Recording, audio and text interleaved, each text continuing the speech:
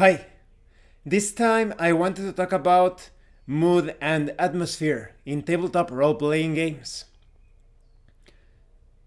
Throughout the years, I have noticed that when it comes to failure on establishing mood and atmosphere, it's when the game master and the players attempt to force things, they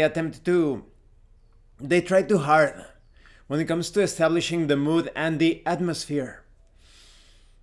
Oftentimes, in a good tabletop RPG session or even a campaign, the mood and atmosphere happens naturally. This is created because of the events that happen throughout the campaign, but also those elements that are related to the background, to the backdrop, the history of the world, perhaps. If you want to play a tragedy, all sorts of tragic events could be seen in the history of that world. Perhaps the non-player characters are constantly experiencing tragedy, regret, sorrowful things. So it is unnecessary for the player characters to be constantly trying to paint everything in a tragic color or light. Sometimes there are some very interesting contrasts. You may remember from a video, it was in the first part of the Dark and Terrible campaign, my actual play. Crispy was somewhat worried if he wasn't putting all of it when it comes to his character finding his place in the sort of mood of the game world that is a bit dark, because that character had some comedic moments. But I think those small contrasts actually heighten the mood and the atmosphere. Like in many horror situations, in movies, in comic books, in books, literature, you have many characters that sometimes seem a bit out of place because of how they are confronting the situations. They are quite upbeat, optimistic, but this actually allows you to better experience or appreciate the contrast in those sorts of horror situations.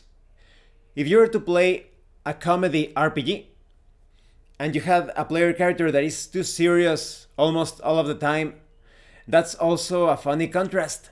You find it really absurd that you have all of these funny events happening and the character seems almost nonchalant, ambivalent, unaffected by the absurdity of different situations, and that's also hilarious in a lot of ways. It is only when the players and the game master are trying to force a particular mood or atmosphere that things become too artificial. So the atmosphere and the mood is completely lost. You should allow for some organic unfoldment, organic development when it comes to the mood and the atmosphere. As long as the events throughout these sessions are constantly pushing towards that mood and atmosphere, everything else is just going to play into the creation of that particular feeling, of the sorts of situations that just come out of nowhere. Let's say that you want like a romantic game, and there are just so many moments of death and action, and that actually highlights the frailty, the fragility of those tender moments. Even in like Romeo and Juliet, it is also a story of conflict and death. So if you have player characters that, oh, I want to play like this romantic scenario, the classic Renaissance or late Renaissance romance, and you have these characters like acting like action heroes, and there's a lot of death and violence, that just highlights the more subtle elements of that campaign. And this pretty much applies to everything: comedy, horror, even in an action film sort of role-playing game. If you have characters that perhaps are a bit too lukewarm, just throw some unexpected actions, throw those characters, put those characters into the heat of the moment, into the vortex of conflict, and they will be forced to participate in the action, in the high-paced encounters. So those are just some tips and advice. I would love to know your own thoughts on this. Do you think that player characters actually have to constantly strive for the mood?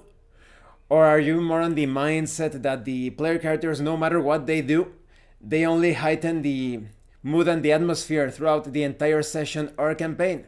I would love to know your thoughts on this. As always, thank you for watching my videos, and thank you for your likes and your comments. If you have any questions or comments, please let me know. And thank you so much to those of you that are going the extra mile to support the channel. If anyone else wishes to further support the channel, the information on how to do that will be in the description below. And remember, it is better to roleplay and fail in character than not to roleplay and fail as a player. Once again, thank you, and see you later.